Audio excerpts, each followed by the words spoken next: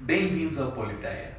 Eu sou Rodrigo Couto e hoje nós vamos tratar dos problemas do personalismo e do patrimonialismo na política, a partir do pensamento de James Mill.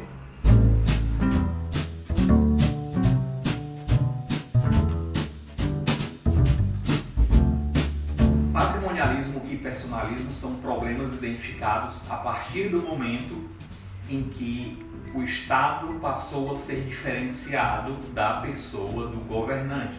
Após essa diferenciação, é possível falar em interesses que são interesses privados da pessoa do governante e interesses do Estado ou interesses públicos que correspondem a anseios, a necessidades de toda a sociedade politicamente organizada.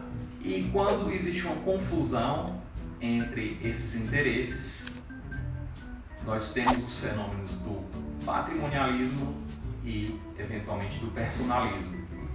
O patrimonialismo se aproxima mais dessa definição de confusão entre a pessoa do governante e a instituição política. O personalismo, por sua vez, ele expressa mais especificamente o uso dessas instituições políticas para a satisfação de interesses pessoais desse governante ou de um governante. É o caso, por exemplo, do apadrinhamento ou do nepotismo, que são fenômenos que muitas vezes estão disfarçados sob um manto de legitimidade. Os agentes políticos seguem as regras do jogo, mas o fazem conforme os próprios interesses.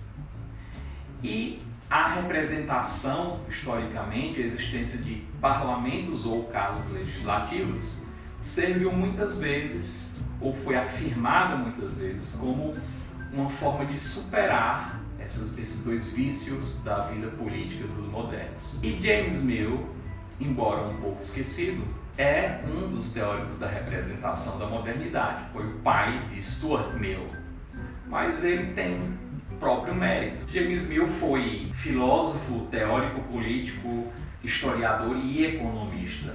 E o pensamento dele sobre a representação, como falei, tem mérito próprio. Mas não é possível compreender a teoria da representação de Mill sem tratar antes da concepção de natureza humana adotada ou afirmada por Mill. Bem, no caso específico de James Mill, ele vai afirmar a natureza humana como algo bastante distinto dos teóricos clássicos da política, como algo bastante distinto da antiga ideia de natureza humana. Por exemplo, em Aristóteles nós temos o ser humano como um animal político, mas James Mill, como um dos modernos, ele vai romper com essa tradição de afirmar o homem como um animal político. O James Mill vai afirmar o homem como indivíduo cuja natureza se realiza não na esfera pública, não através da política, mas através da vida privada. E Mill afirmou o que na época foi considerado um individualismo radical. Ele afirmou que cada indivíduo era o melhor juiz dos próprios interesses. Cada indivíduo seria capaz de identificar aquelas atividades, aqueles objetivos através dos quais ele poderia realizar a sua natureza, poderia alcançar a felicidade, que é o objetivo individual supremo. Mas o próprio Mill reconhece que ainda vive integrado a uma sociedade. Nem sempre o julgamento de um indivíduo será compatível com o julgamento de outro indivíduo. E além disso, o indivíduo pode privilegiar os próprios interesses, a própria felicidade, em detrimento do bem-estar e dos interesses dos outros indivíduos. Então, se Mill concebeu esse indivíduo essencialmente como alguém que busca a realização dos próprios interesses e que é o juiz e o melhor juiz dos próprios interesses, esse indivíduo pode, nessa busca pela realização, pela sua autorrealização, pode acabar causando prejuízo a outros indivíduos. E aqui entra a instituição estatal, que em Mill, refletindo essa ideia de natureza humana, corresponderá a uma ferramenta para garantir que todos sejam capazes de buscar essa felicidade. E Mill, como um moderno, como um homem do início do século XIX, na verdade final do XVIII, início do XIX, ele vai afirmar que essa felicidade em geral tem a ver com a acumulação de poder e dinheiro. Isso cria outro problema, porque o Estado de Mill, ele pode, evidentemente, ser utilizado pelos agentes estatais em função dos próprios interesses privados. Os agentes estatais, como dotados da natureza humana descrita por Mill, vão buscar a própria felicidade. E então podem acabar utilizando o Estado contra todos os demais membros da sociedade política.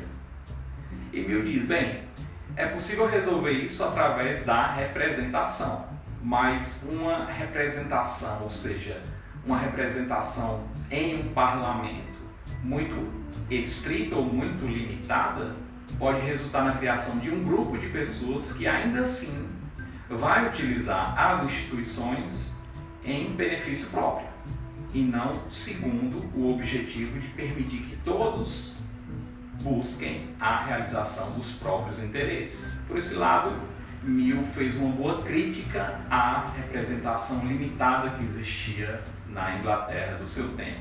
E ele disse, bem, devemos aumentar então esse nível, esse grau de representação para contemplar tantos interesses quanto existem indivíduos em sociedade.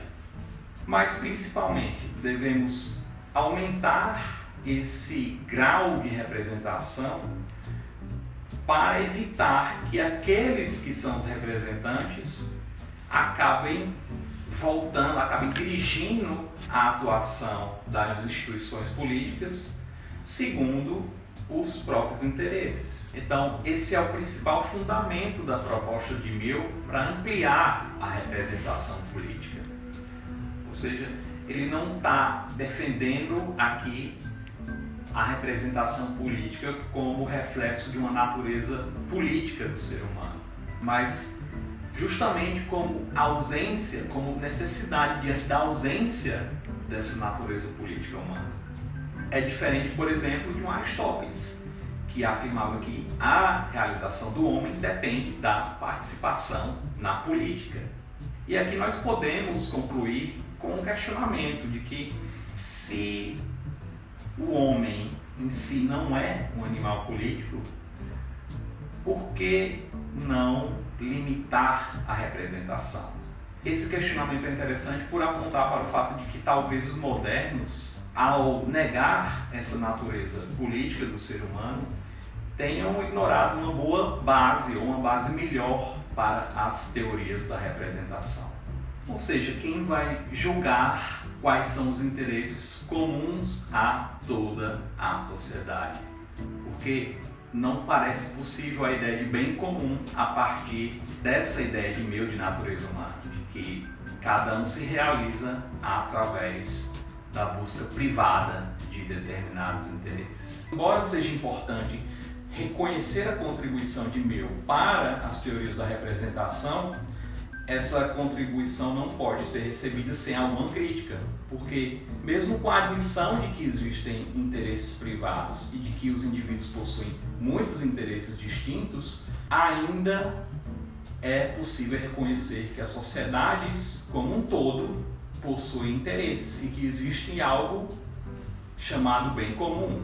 Então, mesmo com o reconhecimento de que Mill foi e ainda é um importante teórico da representação, essa contribuição não deve ser recebida sem uma crítica, porque embora existam múltiplos interesses privados no interior da sociedade, também é possível admitir que existem interesses comuns, ou seja, interesses que dizem respeito a bens que não são apenas privados, mas que beneficiam, que ajudam toda uma sociedade. Você tem alguma dúvida? deixe o seu comentário, envie esse vídeo para algum amigo ou colega que tenha interesse pelo tema, inscreva-se e não esqueça de ativar o sininho.